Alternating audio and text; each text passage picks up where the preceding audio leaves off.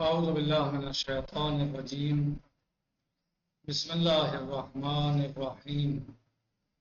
الحمد لله رب العالمين، والصلاة والسلام على أفضل الخلق محمد وآله الطيبين الطاهرين.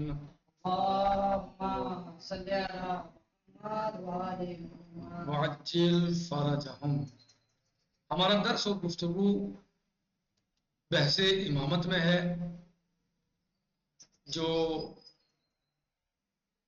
ہم کئی روز سے پڑھ رہے ہیں اور اس بحث کو سمجھنے سمجھانے کی کوشش کر رہے ہیں. اور ہمارا درس جو تھا اور اس سے پہلے والے کچھ دروس ان شرائط اور ان خصوصیات میں تھے کے بارے میں تھا کہ جو ائمہ علیہ السلام میں یا ایک امام کے لیے ہونا ضروری ہے، یعنی وہ صفات اور خصوصیات کہ جو امام کے لیے ہونا ضروری ہے، جن میں سے ہم نے سب سے پہلے مثلا عصمت، امام کا معصوم ہونا ضروری ہے.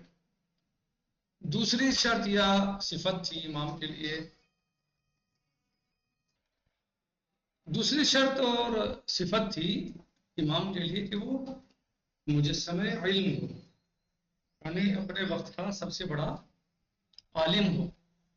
یعنی پہلی عصمت کہ وہ معصوم ہو، گناہ اور خطاؤں کا ارتکاب نہ کرتا ہو، اور دوسرے وہ عالم ہو، اپنے وقت کا سب سے بڑا، اس سے بڑا دنیا میں اس وقت کوئی عالم نہ ہو. اور تیسری شرط تھی کہ وہ شجاع ترین انسان ہو، اشجاع ترین سب سے زیادہ شجاع اور بہادر ہو. اور چوتھی شرط یہ صفت تھی امام کی کہ وہ متقی اور پرہیزگار ہو. اگر متقی پرہیزگار نہیں ہوگا تو معصوم نہیں ہوگا، شجاع نہیں ہوگا، اور اس کے اندر جو ہے وہ علم نہیں ہوگا، تو وہ قوم کو امت کو کہیں بھی ہو سکتا ہے. تو لہٰذا وہی امام صحیح اور بہتر ہے جو معصوم بھی ہو، اپنے وقت کا سب سے بڑا عالم بھی ہو، تقوی اور پرہیزگاری میں وہ امام المتقین ہو، اور شجاع ترین انسان، بہادر ترین انسان.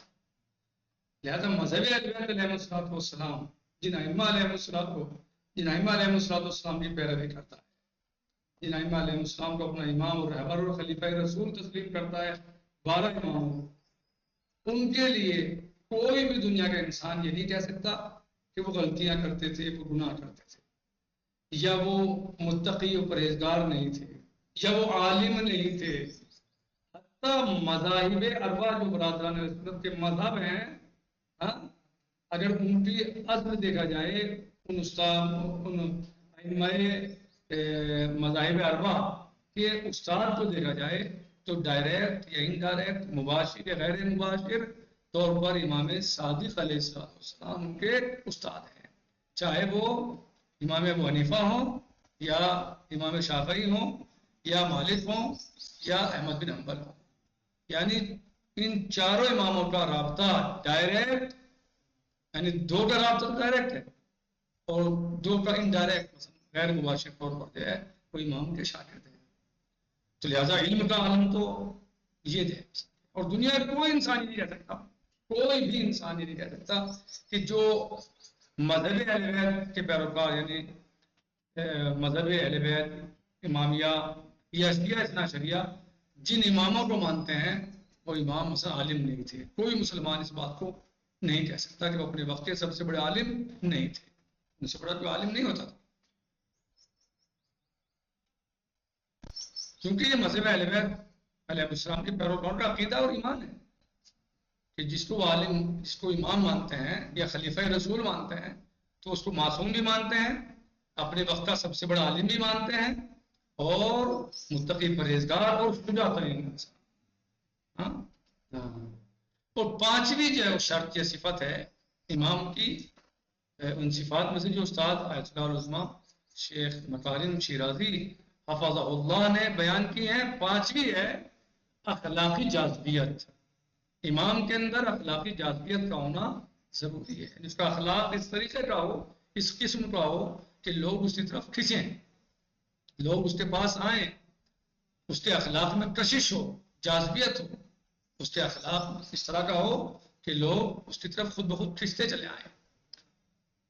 جیسے کہ اللہ عز و جل قرآن مجید کی سورہ آل عمران کی آیت نمبر 159 میں اللہ عز و جل فرماتا ہے, پیغمبر اسلام صلی اللہ علیہ وسلم کے بارے میں اس طرح ارشاد فرماتا ہے.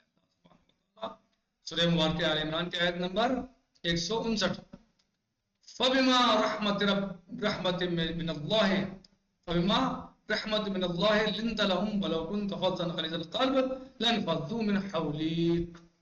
اے رسول, یہ مہر و محبت ہے, ہاں, یعنی یہ مہر الہی ہے کہ آپ ان کے لیے نرم مزاج واقع ہوئے. یعنی آپ کیا ہوئے ان کے لیے نرم مزاج, یعنی آپ سخت نہیں ہیں, آپ بات بات پہ غصہ نہیں فرماتے ہیں کرتے ہیں, بلکہ آپ درگزر فرمانے والے ہیں. وَلَوْ كُنْتَ فَظًّا غَلِيظَ الْقَلْبِ, آپ قاسي القلب ہوتے, کہ آپ سخت دل ہوتے, سنگ دل ہوتے, لَانفَضُّوا مِنْ حَوْلِكَ, یہ لوگ پھر آپ کے پاس رکنے اور جمنے والے نہیں تھے, بلکہ منتشر ہو جاتے, پھیل جاتے, آپ سے دور ہو جاتے. ہاں,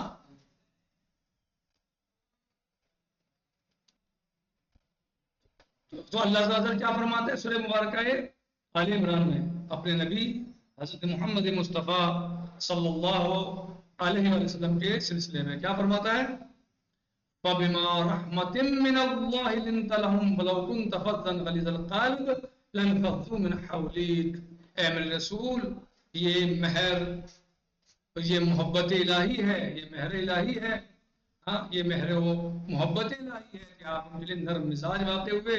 آپ کا مزاج نرم ہے, آپ کے مزاج میں سختی اور سنگ دلی نہیں ہے, اور آپ جو ہے وہ وَلَوْ كُنْتَ فَظًّا غَلِيظَ الْقَلْبِ, اگر آپ سخت دل ہوتے, سنگ دل ہوتے, لَانفَضُّوا مِنْ حَوْلِكَ, یہ سب آپ کے پاس سے دور ہو جاتے, سب چلے جاتے, منتشر ہو جاتے. پیغمبر صلی اللہ علیہ وسلم کی طرح امام, بلکہ ملت کے ہر پیشوا کے لیے پرکشش اخلاق حسنہ کا حامل ہونا ضروری ہے. کیونکہ امام کون ہوتا ہے مذہب اہل بیت علیہ السلام کے اعتبار سے؟ خلیفہ رسول ہوتا ہے.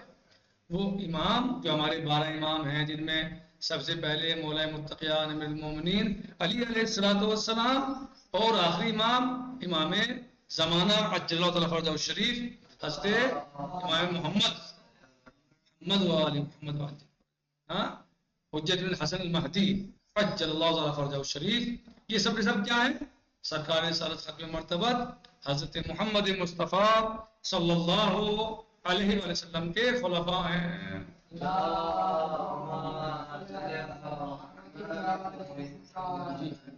یہ 12 کے 12 امام جو ہیں خلفاء رسول صلی اللہ علیہ وسلم ہیں, خلفاء نبی صلی اللہ علیہ وسلم ہیں.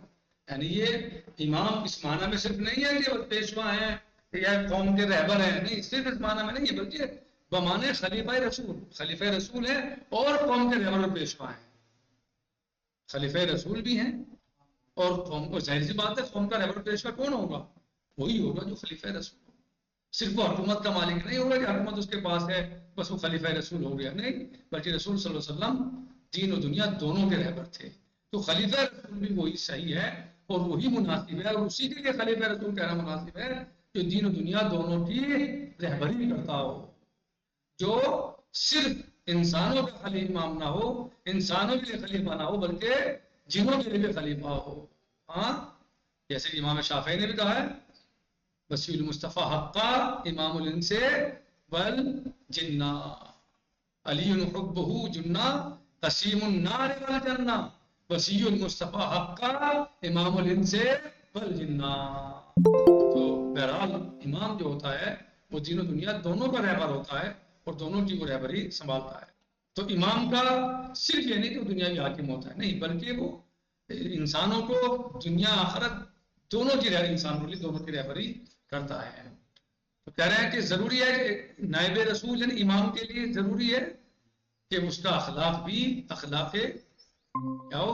جازب ہو، یعنی کھینچنے والا ہو دوسرے لوگوں کو اپنی طرف، یعنی پرکشش ہو، وہ سخت دل نہ ہو، لوگوں پر بات بات میں غصے نہ ہوتا ہو، لوگوں کو ڈانٹتا نہ ہو بات بات پر جو ہے، یا لوگوں سے ڈرنے نہ لگتے ہوں، بلکہ وہ نرم دل ہو، رحم دل ہو، معاف کرنے والا ہو، درگزر کرنے والا ہو، نہ کہ وہ بات بات میں لوگوں کے اوپر تازیانی برسانے والا ہو۔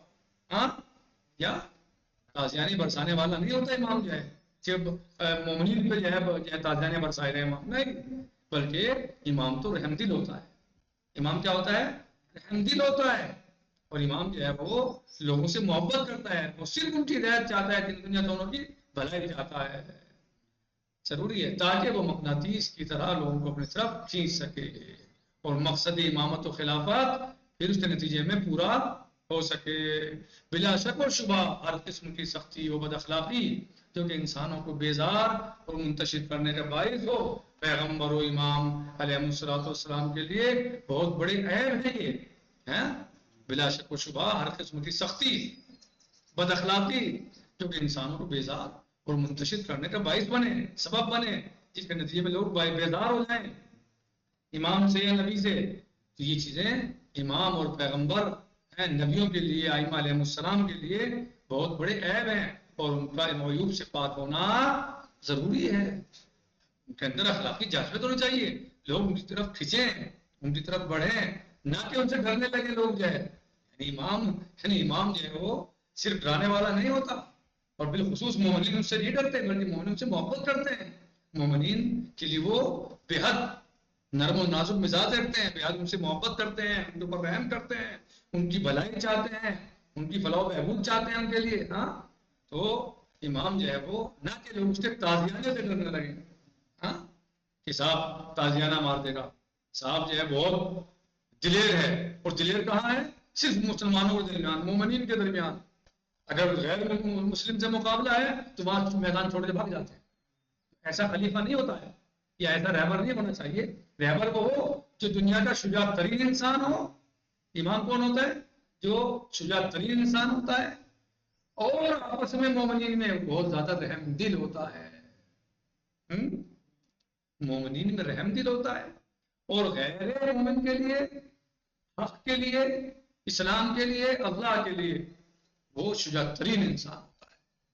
صحیح، وہ نہیں ہوتا مثلا جو امام یا رہبر کہ جو دوسروں کے مقابلے تو میدان چھوڑ کے بھاگ جائے اور مومنین کے اوپر تازیانے برسائے، یا مسلمانوں کے اوپر تازیانے برسائے، یا ان کا قتل عام کر دے، وہ جو ہے وہ امام نہیں ہوتا، اور رہبر نہیں ہوتا حقیقت میں قوم کا، یا وہ خلیفہ رسول نہیں ہوتا۔